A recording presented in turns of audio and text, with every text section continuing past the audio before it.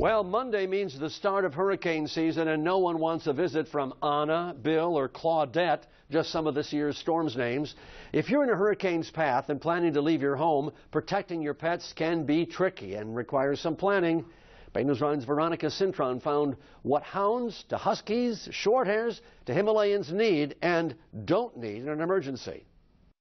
Joining us now to talk more about this topic, SPCA Tampa Bay CEO Martha Boden and also Pinellas County Animal Services Director Doug Brightwell. Thank you so much for your time. So us Floridians are very familiar in the summer. It can get pretty active when it comes to storms and bad weather. And you never know when there's a hurricane coming. Hopefully that's not something we're going to deal with this season. But you can never be too prepared, especially when it comes to your pets. You're absolutely right. And we certainly learned with Hurricane Katrina many years ago that people will not leave without their pets. We think that's a great idea. Don't leave without your pets, but make sure you do leave with your pets and you have a plan to do so. Tell me, what are the key things to keep in mind as a pet owner when you're creating that plan? The key thing to remember, especially in Pinellas County, is make sure you know your flood zone and make sure you evacuate. Take your pet and all of the supplies and essentials that we'll go over here on that evacuation trip out of the county or to a higher part of the county. Do not leave your pets at home. Do not leave them unattended because there's not an ability for us to go back and get them after you're gone. And I guess a big question I would ask myself, I have a dog, Gizmo. I love him. You would wonder, I suppose, which shelters take in pets and which don't allow pets, or do they all allow pets? There are only 3 pet-friendly shelters in Pinellas County. There's one in St. Petersburg, there's one in Clearwater, and there's one in Dunedin. They are very limited capacity, approximately 125 pets per shelter. That is all the capacity we have for the several hundred thousands of pets who reside in Pinellas County. Very small fraction of a percentage that we have the capacity for. It really should be your last resort. Your plan to get your family and your pets out of the county is really the best solution, because those pet-friendly shelters, they're very small. The space is very tiny, and you'll actually be separated from your pet most of the time that you're staying in that facility, just so that we can keep everybody healthy and safe. The pets are residing in their kennels in the locker rooms of the gymnasiums, and the people are residing in the gymnasium itself. And the residents are required to go in and feed and take care of their pets while they're there. So for the people who might think, wait, well, if there's not a lot of space and we're going to be crammed, they're going to be separated from me anyway, maybe leave my pet at home and I'll try to check up on them later when I can figure some things out. What are the concerns there? If you're in an evacuation zone and we have a storm surge, that home may be underwater, and if that pet is left unattended in that home, the outcome is very dire.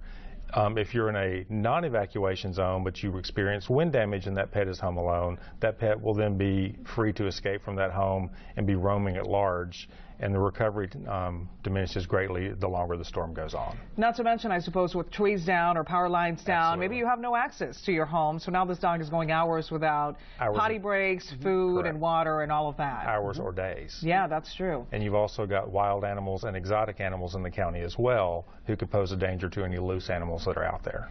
Wow. So when creating this plan, and I know you guys brought a couple of things to show us, what are the things you need to keep in mind? What do you bring with you? What do you leave behind? Well, the first and most important thing you can do for planning for any kind of a disaster with your pet is ensure you've got good permanent identification. A microchip is wonderful, and many pets now are microchipped, but that's only as good as the information that the microchip manufacturer has on file for you.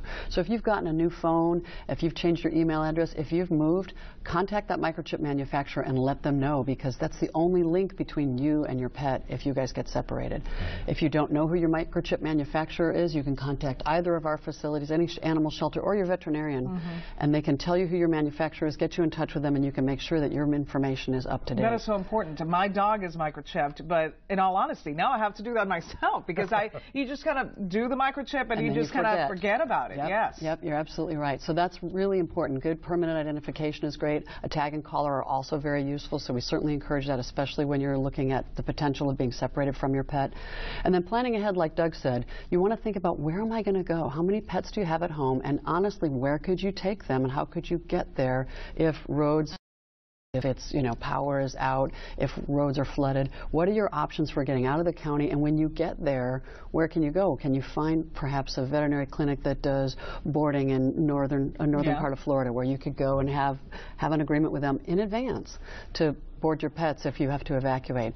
Maybe a boarding kennel, a pet suites or some kind of a pet hotel that has that sort of setup, or even just finding a pet-friendly hotel or motel chain can be a great option depending on how many animals you have. But it is important to think about all of the pets in your family and what they might need when you're traveling. So we're not just talking dogs and cats here. You got to plan for the bird. You got to plan for the hamster and all of that. Absolutely, because you may not be able to get back to your home, and it even may be a situation where perhaps your home is accessible, but let's say you're out of power for a week. Yes. What would you do in a situation where you couldn't refrigerate food and you needed to have access to water? You might have to leave your home, even though you have access to it. You might have to leave your home just to get access to the services that your pets need and your family needs to stay healthy. So you want to think about things like, obviously, the food that they normally eat. I'd suggest bringing some kind of bottled water so you've got access to it. Certainly their medications, any medications and notes about how they use them.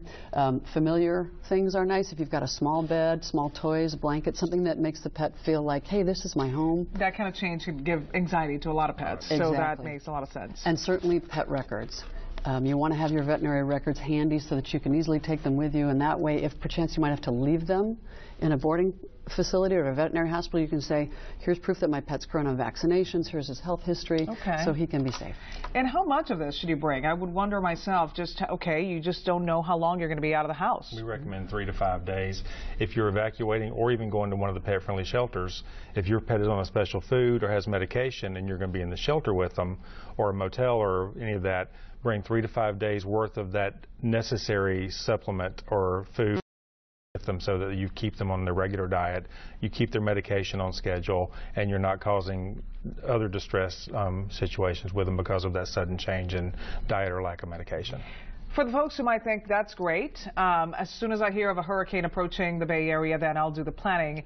Maybe not the greatest idea, especially because here we are familiar with the kind of severe weather that can happen any given time throughout the summer that can be quite intense at times. So when is the best time to put this plan together? Right now. Right now. In fact, both our facilities partner with Hill's Science Diet, and they not only support shelters with discounted high-quality pet food for animals in the shelter environment through their Food, Shelter, and Love program, but they also have the Pet Relief Network, and they've started partnering with shelters and first responders to help communities in disaster. So they're out trying to get the message out, working with shelters like ours that plan now. Think about it now. Don't wait until you hear about it from Clystron 9. Yeah. You want to know about it now and be prepared so that when it does happen, you're ready to go. Yeah, and it's just not as simple as saying, okay, I'm going to bring Gizmo with me and let's go when we have to evacuate. You have to have a plan in place.